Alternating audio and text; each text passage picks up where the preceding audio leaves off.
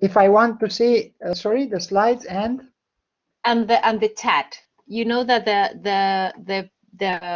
the pink arrow that you have in your right hand side at the bottom allows you a lot of functionality. So you will have the bubble that is the chat, the attendance list, also the sharing content and other functionalities. I see. If you go to the bubble, you can see the chat, because sometimes people in this platform, they are pretty much accustomed to chat during the presentation. So you will, if there is anything important, I will just tell you. If somebody doesn't hear you, or there is any problem, I will just let you know in the chat. But no worries. Okay, I'm not sure I can see the chat while I'm controlling my slides. If you use the Alt tab, functionality of your, you are using a Mac. Well, I can, in this way I can keep. I thought it's a way of putting it in parallel, but I'm fine. Of course I use this Alt tab. Yeah. Yeah, perfect. Okay. Well, sometimes I use, when I'm teaching in this platform, I use two screens. That I think sometimes I mess it around a bit, because you share the one that is not the correct, but allows you to have more interaction. That is fun if you can just have in the same screen the chat and the slides. Okay. Okay. I'll stick with simplicity. So I will not use the second screen, but I will just be fine. Perfect. Many thanks.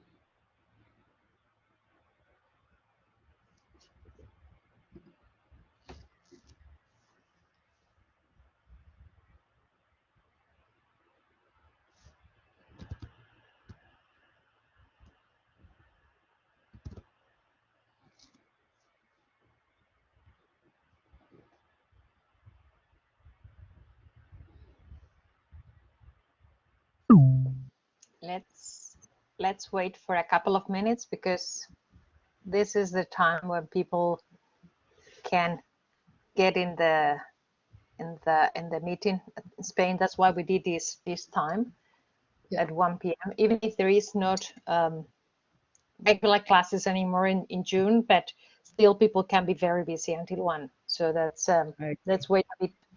We have also in attendance, as I mentioned to you, PhD students that they are running with this series of UC3M Ticket to Open Science. And as a part of the training of Open Science for students of PhD, they joined this Open Science Café that is just for everybody in the university. They can join. So that's the attendance.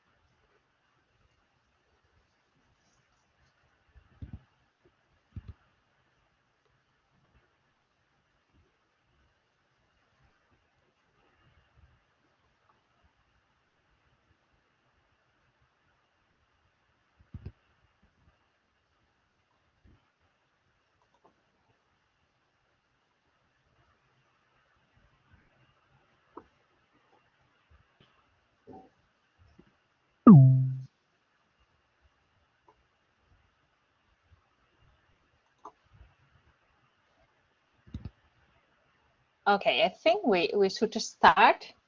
Welcome, everybody. Just to remind you that this session is going to be recorded. I know that in general people don't have any problem, but just if you don't feel confident, you can just abandon the session, or just don't show you up in the meeting. You can be lurking there, and that will be okay too. I have the pleasure today to welcome you to the 5th Open Science Café, that it will be focusing on citizen science, and particularly in the universities. And I have to thank very much Dr. Tiberius Ignat, that he's the director of the Scientific Knowledge Services, SKS, and he has a PhD in Library Information Science of the University of Bucharest, but he has been collaborating with citizen science for a long time, and he's one of the main activists on citizen science in Europe. He has been doing what he called the Focus on Open Science initiative, that is organizing workshops about open science in different parts of Europe. We had the privilege to have him in face-to-face in 2019 in July. We organized one of these. I think it was the 17th Focus on Open Science initiative workshop that we did in Madrid, in Puerta de Toledo. We don't have the opportunity to do it face-to-face today, but it's a pleasure to have him in the screen. And also he has been collaborating with LIBER, which is the library, the organization that represents academic libraries in Europe, which is one of the main actors in the open science at European level. And he's going to talk about the citizen science in the universities. And he has been also involved in the Sorbonne Declaration of the Research Data Rights. I'm assuming on the name of Leru, because you are working with Leru pretty closely with no, right? no, I have just been invited, but I haven't represented Leru there. Well, but it's interesting because it's also we are trying to go through the whole open science cafes, just build up the big open science landscape. And the last week we have Joy Davison talking about research data. So that's very interesting to connect the research data with the citizen science, and the citizen science producing also research data. So I don't want to take more time on your presentation. So the screen is yours. Go ahead, and thank you so much, Tiberius. Thank you very much, Eva and colleagues, for inviting me today. And I hope we will have a presentation, but also a series of interactions today. I will try to be brief and comprehensive. I know this is not possible, but to be brief on the messages that I try to express, and comprehensive in terms of the main topics. As I understand, citizen science and the audience of this webinar today is being introduced to the citizen science principle, so I'll try to make this balance. Why? Because I hope to obtain your engagement, a number of questions from your side, and to discuss together. So I will speak, as the first slide shows, about citizen science at universities. Just good to bear in mind, it's a rich activity of citizen science at museums, and in some cities also in archives. Citizen science, we will see, is not a new activity, neither for universities nor for museums or others. Just a second. Okay, I hope you see my, yeah. I hope you like butterflies. And this is a monarch butterfly. It is one of the favorite butterflies of many of us. I hope you like more butterflies to see. What is little known about this species, the monarch butterfly, is that it is migrating. It is one of the greatest migration in our world, and they are migrating from Canada, from Northern America, Canada, and USA, and nobody knew until very recent, in 1975, where they are going. They have been noticed for migrating for hundreds of years, but nobody knew where they are going. Especially being known before understanding their migration, being known that they only survive, their life is spanning only about 4 weeks. Now, on the other hand, in Mexico, people were seeing around, I hope I'm pronouncing, I'm saying correctly in Spanish, Días des Mortes, or something like this. They were seeing a massive invasion of monarch butterflies. It was only in 1975 where people, researchers, together with lay citizens, understood this migration. And 1 generation in 4 of monarch butterflies is living the equivalent of humans 600 years. And they are doing this migration. But in order to understand all these things, the researchers needed the help of lay citizens. Why? Because they needed to tag, like we see here, one of these butterfly is tagged. They needed to tag the butterflies, and not only tag, but to catch, to recover them somewhere else to understand where they are going. And you don't have to make a big exercise of imagination to understand that researchers alone, no matter how big would have been their team, couldn't make this, because researchers couldn't have just spread across the North America or even over the oceans, maybe to understand where they are going. So what they did, they asked citizens, they created a program, they communicated that program to the citizens, and they asked citizens to help. And the citizens did it. So they helped researchers to understand this migration. And you will see this is not only one example. This is an example of very many. So where to use citizen science? Some people, we will get back to a definition, but I say is not necessary at this point. Some people think that citizen science, after the first understanding, okay, is that kind of approach to science in which you need the help of citizens, and that could be applicable, of course, only if you want to count bugs, butterflies, to count stars, or maybe some sort of similar activities. So it's not for everyone. In fact, it is. And there are examples in physics, in mathematics. We'll go through some of them, neurosciences, in which citizen science approach is not only very successful, but it's one of the it's one of the most recommended approaches in order to deliver scale, in order to deliver diversity and geographic penetration. In physics, for example, it was that the way the waves were used to be studied couldn't give to researchers enough scalability. And also geographic penetration. They couldn't monitor enough number of waves. They started on the shores of Atlantics, west and east. They couldn't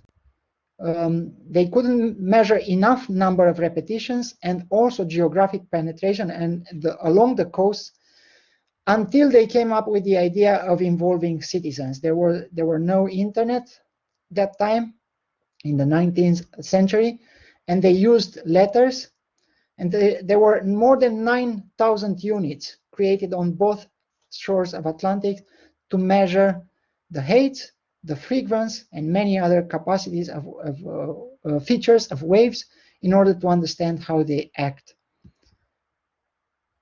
In linguistics, you see here George Wang, and he created actually what is called the Deutscher Sprachatlas, the Atlas of the German language. What Georg did in the 19th century, again, he wrote 40,000 letters, handwritten to different teachers and different other connections, his network at that time. More than 38,000 letters returned to him.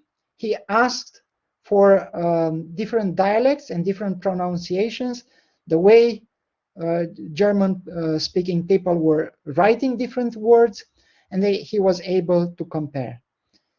Today, the research he started in that way is, you can see, is in this picture, is the center of German Atlas language, Atlas which is seated in Marburg, and his study, humble approach of citizen science, evolved in what you see in this picture, a whole center. He was able to generate enough traction, enough interest, and enough evidence of the most important, to create and maintain this atlas. There are also some exotic examples. Maybe some of you know a game called EVE Online. I don't play it, I don't know it very well, but it seems to have a huge community of players. Some of you know the Human Protein Atlas, which has been developed in Sweden. Well, Swedish researcher had the lead.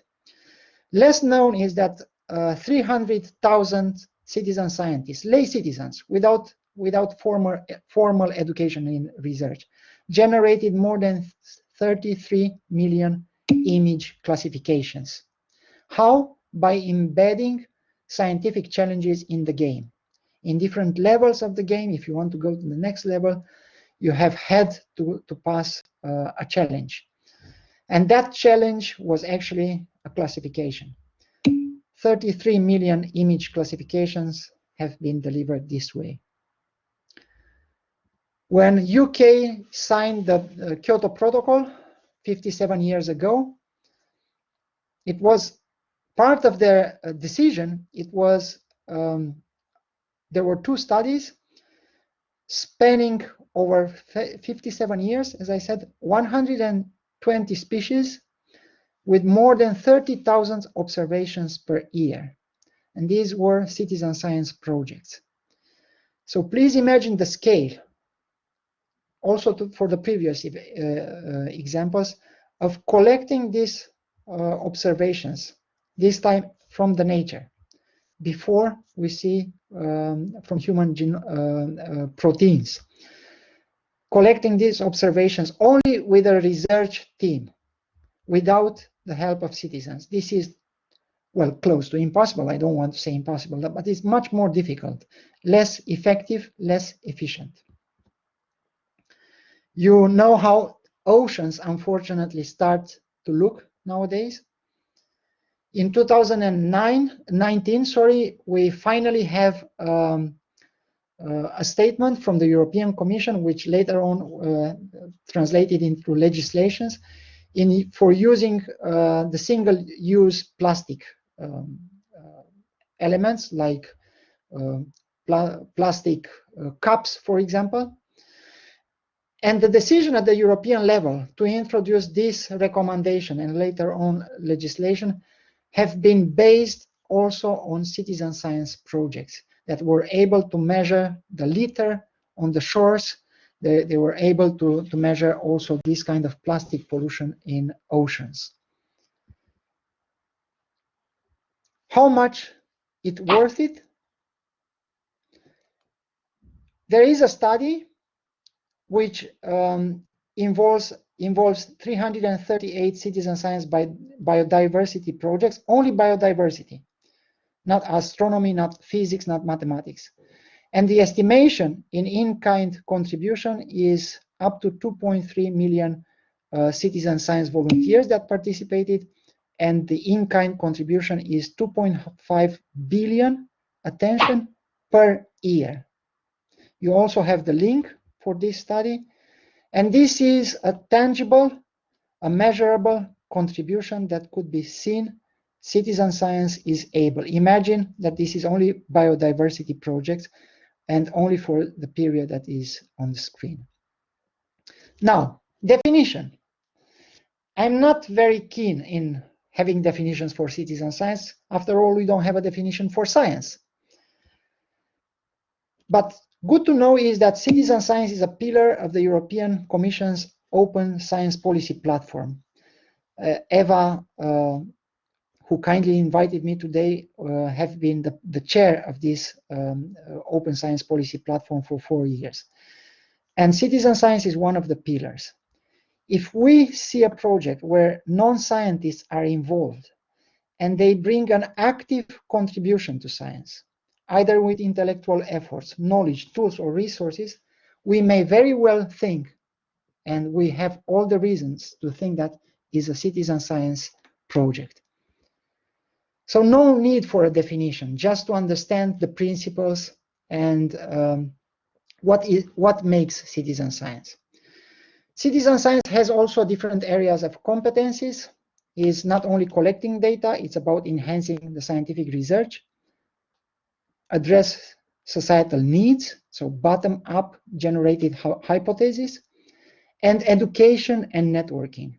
Through citizen science projects, people connect and people grow their education, not only STEM education, but also education in ethics. If we study biodiversity, we start to understand the nature around us, and then also the ethics are better filtered. Now, Eva mentioned LERU, which is the European Association of Research-Intensive Universities, and they issued an advice paper kind of long time ago in 2016, Citizen Science at Universities, Trends, Guidelines, and Recommendations. I highly recommend you to read this advice paper. Even if you are a PhD student, these recommendations from this paper are very much useful to understand how you can contribute to grow citizen science in your institution. One of the recommendations is to create a single point of contact for citizen science at universities. And we created a prototype, which is a prototype. So it's not a beta version, it's not an alpha version, it's not a proof of concept, it's just, as I said, a prototype. Is given for free, of course, to universities, and it shows a way to implement this particular recommendation from the 2016 LERU advice paper.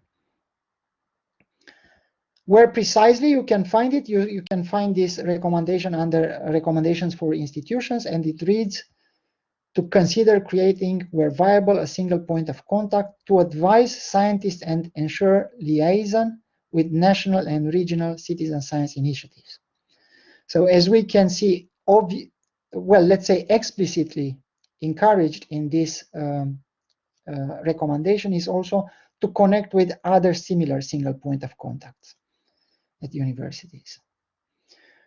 We did what is best known route. We started by writing a paper, circulating that paper, making it known through all sorts of meetings. Meanwhile, it came also the final report of OSPP, and the OSPP report is very right, saying that citizen science, no matter how loved is by many academics and research support organizations, is still in the early stages of discussions, planning, and some initial implementation. It shouldn't stay there for long. This is a call for you, actually, to make sure that citizens, you understand, you study, you contribute to citizen science, you question, of course, you should question the approach of citizen science, but if you think it's right, I think it's in your hands, in our hands, but also in younger generations' hands, to take it from the early stages and to bring it in practical implementations, in norms. So we circulated as much as possible this concept of a single point of contact, events, papers, workshops. And how does it look like? It's complex. It requires a full day to be explained, but it has a different elements. A report, a constantly updated report on policies and executive plans, a portal for activities, a framework to create partnerships, a number of templates like data collection protocols, for example, checklists, data management plans for citizen science projects. Then it has a scientific research communication, but specific to citizen science, because you need to abandon the scientific jargon and to bring the communication to citizens in their own language, in the lay language. A connection to the research office. For example, a research office could help researchers that want to submit for citizen science calls. The research office should help them fulfilling all the needs of that call. A gateway to society, a desk, in best cases, a physical desk, where people could go to the university, go to the library of the university. Libraries are extremely well positioned to support citizen science and even to generate projects in citizen science. So a gateway is ideal, where people could be in contact. Of course, in the new reality, this gateway should take the form also of an online desk. Then a connection with the legal office is very important. Imagine you have people going out in the nature, part of a citizen science project, to make some observations, and then an accident happens.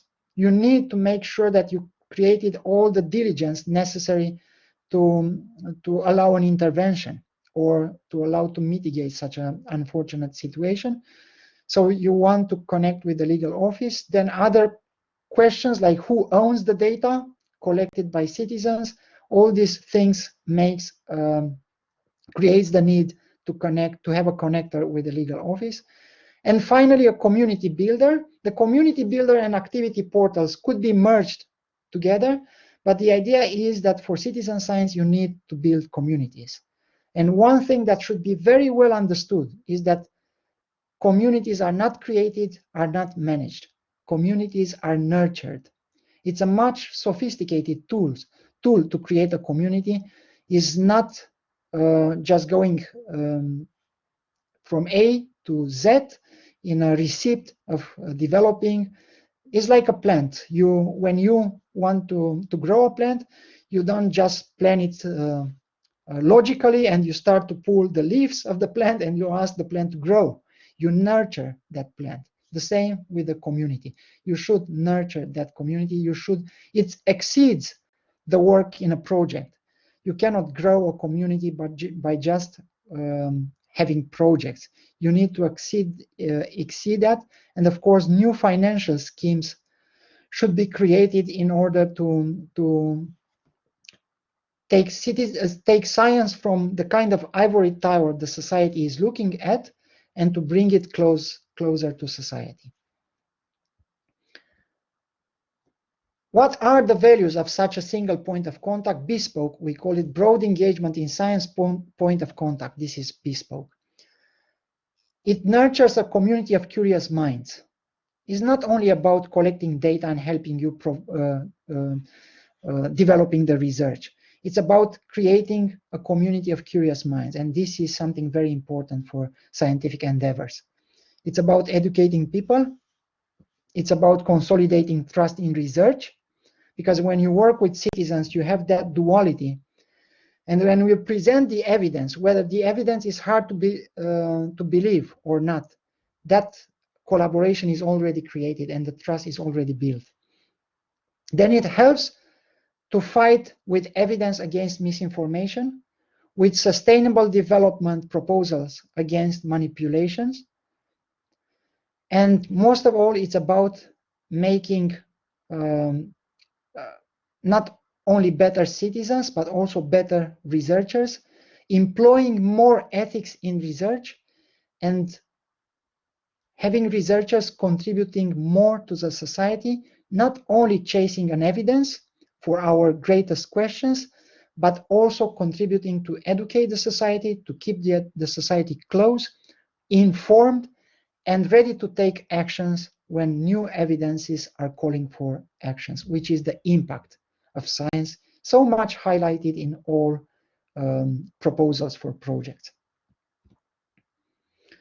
So I hope this nutshell, I'm not sure how many minutes, 25 minutes.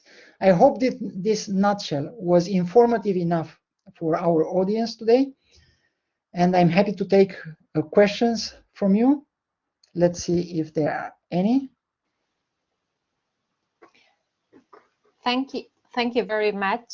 I think it has been a very interesting experience from the university perspective. I don't know if we have some questions. I would like to give the floor first to the audience and the people that they are interested in your presentation first. But just in case, when you are thinking about questions, and I just trying to engage the doctoral students, that they are the ones that they haven't think about introducing citizen science techniques in their own research. But I have two questions for you. One is related with this bespoke office that you have mentioned. And I think it's an interesting idea. I didn't remember the citizen science report from Leru, but it's true that it's a good idea to have a central point when you can engage the community in the university. Here in this university, in Carlos III University, we try to do that, or it's at least one of my plans, to try to engage citizens in the maker space, like in the library part of the maker space, and having something like a connected point. It's not necessarily that you have to make something with the citizens, but it's like a way to look for a space. But also there is a colleague of mine in the department that he has been working in a European project of science shops, and I would like you to team in a bit. And unfortunately, I don't think he could attend today, but I would like to just to compare if in a university, what is the difference to put a citizen science office or a science shop as an element of the university organization? Well, I've seen these science shops and makers corners in a number of universities. The thing is that if we want to give a solid support to citizen science approach, we should exceed the part of building instruments, collecting data. I have also something to say against limiting to collecting data. But I will finish first my idea. To exceed these parts and to go more into the education, into the collaboration that requires to create evidence, and to accept and disseminate this evidence to society. And for that, I think a broader engagement office is needed. And this solid support that I mentioned is, for example, when you have walking in the shoes of a scientist which is convinced about the citizen science approach, and that scientist, for example, a she, wants to submit for a call for projects. Of course, it is much easier if she has already a number of templates, because she has to prove the quality for research data collection, for example. She should feel confident about having all the necessary checklists before she starts to run the project. And this could only be done in such a larger organization. The Makers Corner will help, but alone will not be enough. The science shops, they are able to create outreach. They are great of creating outreach. Especially for secondary education. They are a very powerful tool to create that outreach, but again, alone will not help that researcher to submit the proposals and to win a bid for a call for a proposal for research projects. So this is why I imagine, well, together with others, this broader office. Okay. I think we have some interesting questions in the chat. I don't know if you have access, or would you like me to tell you? I see them. Okay. I assume citizen science participation must be ad honorem. This is a great discussion that exists in the citizen science. Well, we have conferences, we have associations, conversations. I'm part of two associations, the European and US association. No option is actually excluded. Of course, we call the participants, we call volunteers. the vast majority of projects are working with volunteers. No one is paid, but some rewards could be, not necessarily financial rewards. I propose, for example, one example, just to give an illustration. If you remember the framework of partnerships in Bespokes that I mentioned. For example, you as a university partner with a museum for a project, and one of the rewards are some tickets to the museum for volunteers. So this is a kind of reward. Of course, you can work around to have these tickets valid for certain hours where is not a peak of visitors, is not a peak hour, or you can work with the city. You can have partnerships, maybe for some cinema tickets and so on. So it's not excluded the possibility of rewarding in a way. Another question, what are the tools that create a community in terms of data? Is it an open data warehouse? Not sure I fully understand the question. I tried to pick some of connotations, if you allow me. Well, citizens could participate with their own tools, and this could be, for example, computational tools. They can help if researchers need more computational power, and they need to create a grid, and they need a crowd source for that. They can work with researchers. Then you should be aware that in citizen science projects, all research standards should be in place.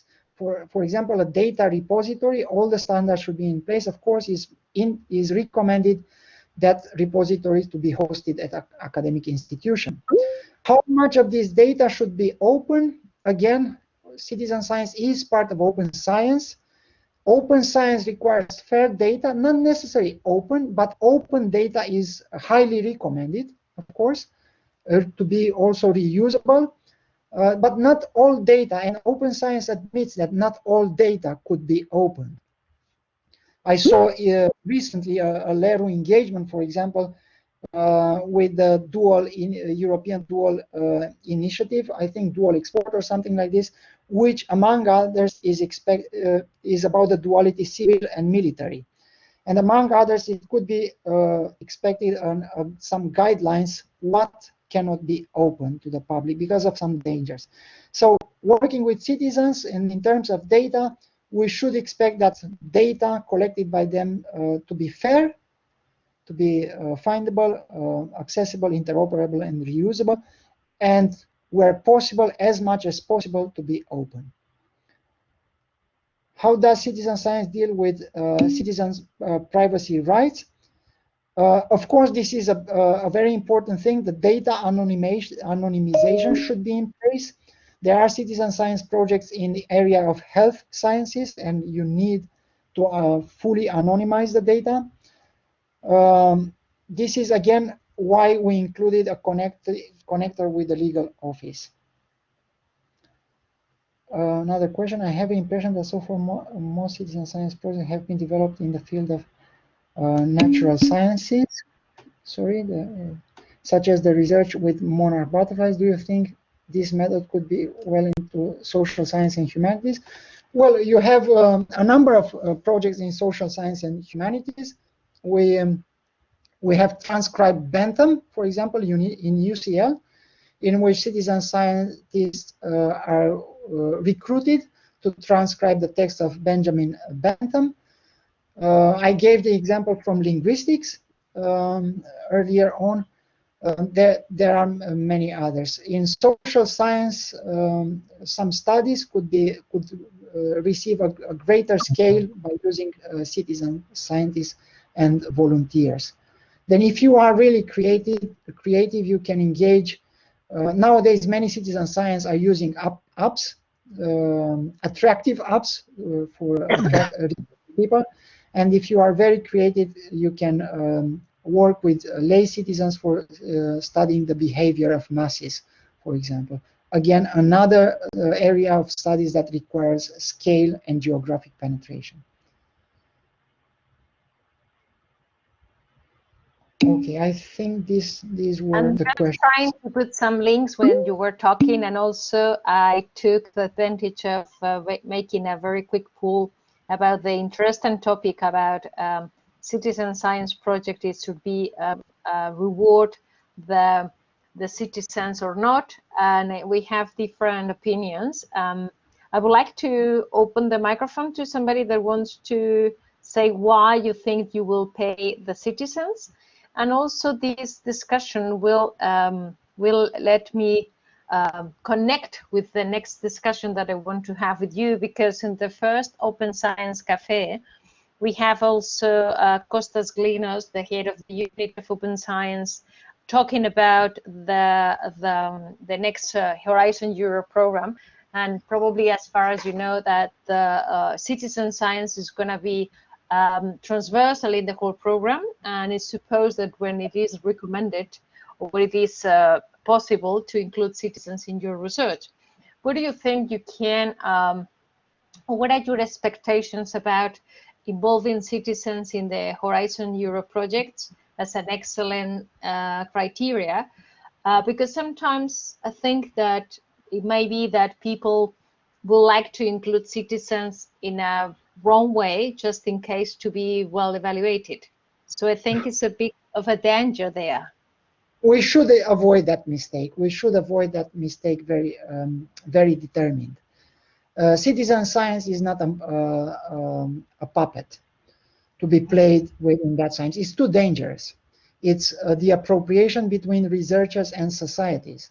And we should understand this is a very, a context which is rooted hundreds of years ago, and it's very complex. For that, I'll try to give a brief answer. For that, we should understand the natures of science. As we all know, science is looking to two major fields. One is nature and one is society. So in parts of nature, we study the skies, we study our own body, we study species, we study plants and environment and things like this. On the social part, we study societies, the society, economical relations, social science and humanities, and so on. But the research hasn't been open, and it grew up in a culture of secrecy. We had in medieval time, we had Leonardo da Vinci writing in ciphers, not to be understood. And Aristotle before him, of course, and others were also giving education, scientific education, only to elites. It was only in the 17th century when we started, scientists started to publish journals, when the secrecy was broken, not very much. It was only journals to communicate between peers, but still it came up, it was open. Still, even until today, science is seen something that could offer a competitive edge, for example, for industry, for military purposes, or for governmental interest. And this is why it's commissioned. Open science poses a completely different culture, and citizen science is part of that culture. I would argue that citizen science is in a leading position. Of course, I don't want you to think I'm arrogant because I support citizen science, but it's about the appropriation between citizens, society, and scientists. It's really about changing completely this culture of secrecy into a culture of communication between these two worlds. It's a dangerous place.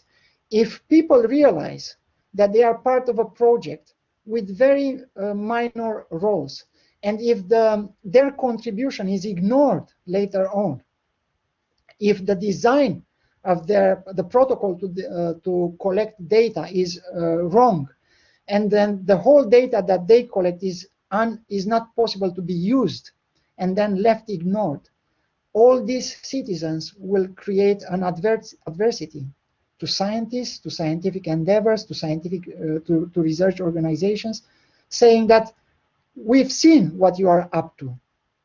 So it's a very dangerous place. It should be taken very serious. If a scientist goes out in the nature with 20 people, and one of them starts a fire in the wood, and the whole wood starts to burn. Touch wood. And then we discovered that the group it hasn't been seriously set. Not all situations have been imagined. Not all the diligence have been produced in this event of going out with 20 people to collect evidence, and so on and so on. The blame will go on research organizations, on scientists, and so on. And of course, citizens will suffer, first of all. So this is not an area to play with. This is an area quite opposite to be very serious about. I agree with you. And also, I was trying to connect this question with the issue that I make the pool about paying the citizens. Because if it is considered part of the European project, for example, you can have an eligible cost to organize a proper citizen science participation, not just saying, I will make a survey. This is the discussion with Muki Hakai, that a survey is not a citizen science practice. It's about engaging, it's about something else. So this is kind of, sometimes with the projects, they reward some activities. So there is a risk of misconception. Now it happened in the past with accessibility. It happened in the past with gender balance, that people with gender approaches is that people just thought that it was only gender balance, and they count the number of researchers women and researchers men, and it's not that. Now we have the danger that people say, oh, well, I will involve citizens, I will make a survey. That's not citizen science. But we think that we will have interesting approaches and people trying to engage properly citizens, even paying them, or for example, I know projects that they do something like a voucher for books, or a voucher for among the participants, they have something like a prize. There are many ways to engage or to reward the citizens that is not exactly paying them. And also, if we think about research in health or in COVID, we have to, for example, the work that we have been doing in REA, in the Research Data Alliance, with the data produced by the community that all those data that people connect with their phones and they transmit it, is something that is kind of the benefit of the society. You track the COVID, you track the things. So I think I agree with you, and I don't think it's arrogant. It's great times for citizen science evolved and being recognized. And also, it's part of the era of the new European research area. The Commissioner Maria Gabriel was saying exactly the dimension of the participation of the society in research.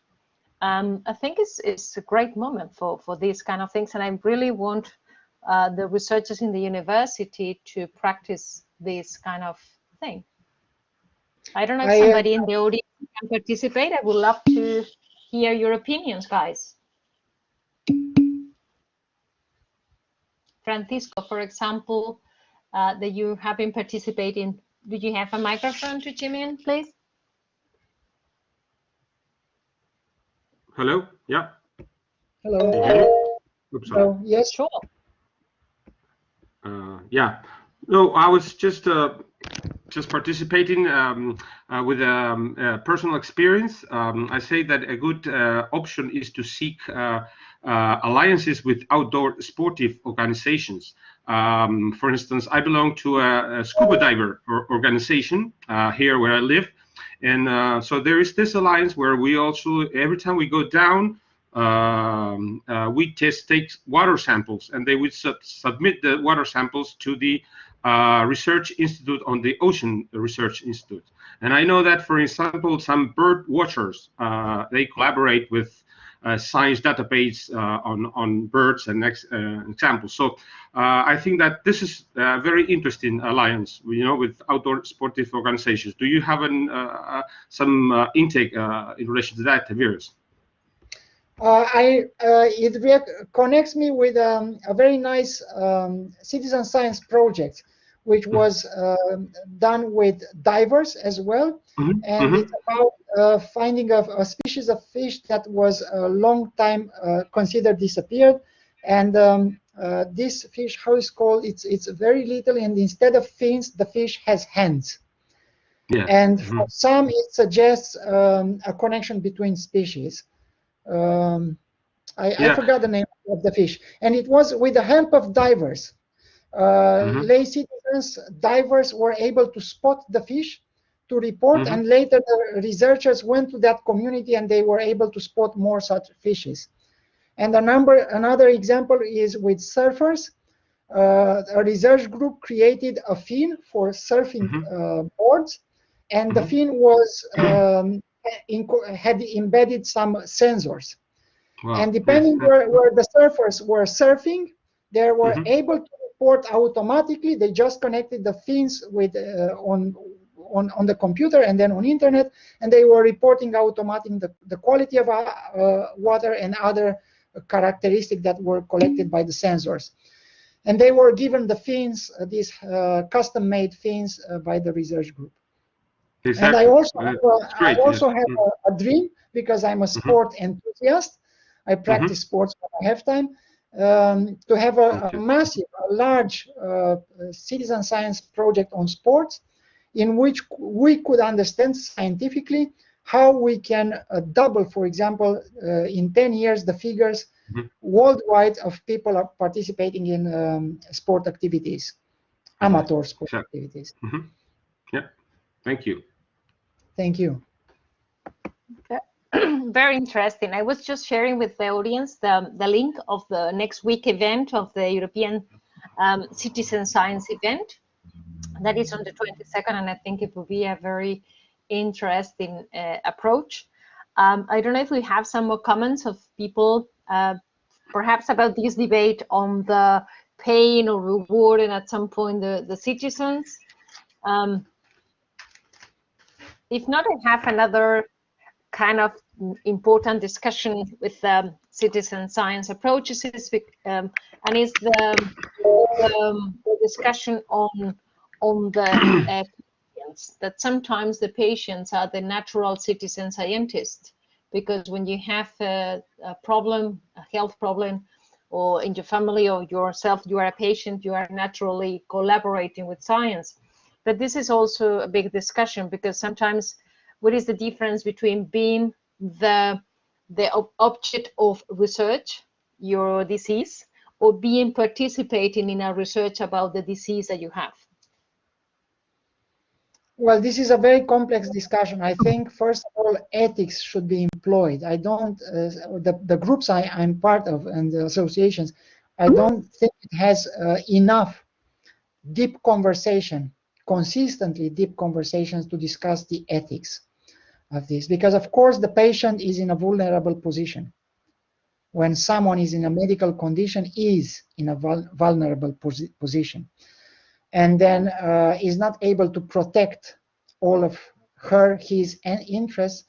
Therefore, the ethics should be discussed outside of that particular condition, when that particular condition doesn't exist.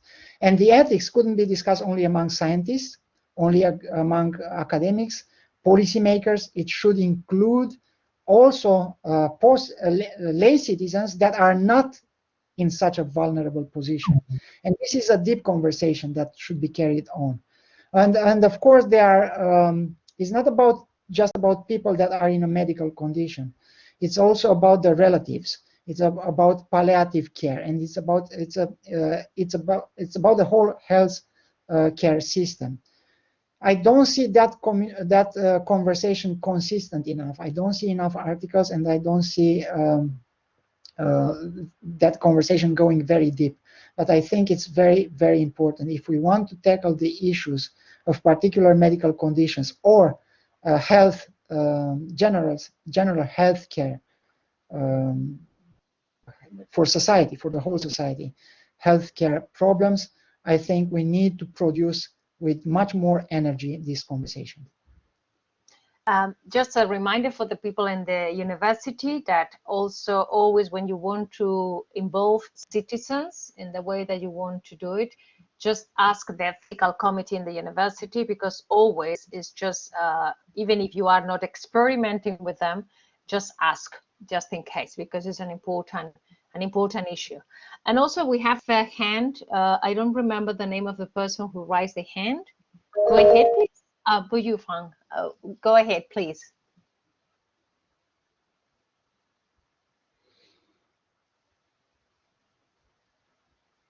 We can't hear you.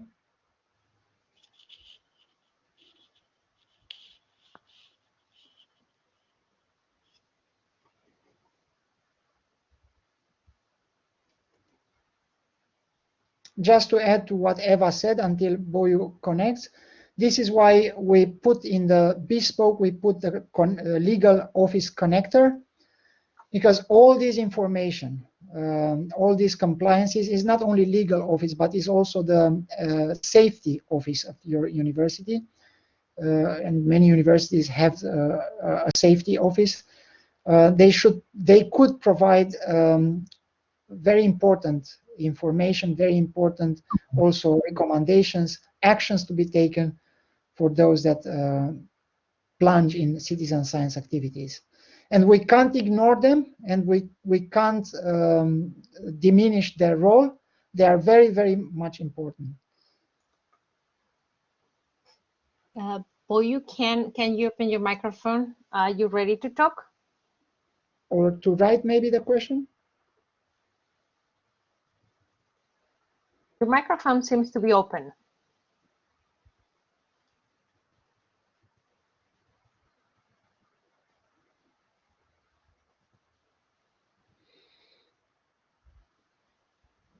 Eva, I have to apologize, but I need to have a hard stop at 2 o'clock. No worries. No worries, but we have 6 minutes, and it will be the last question.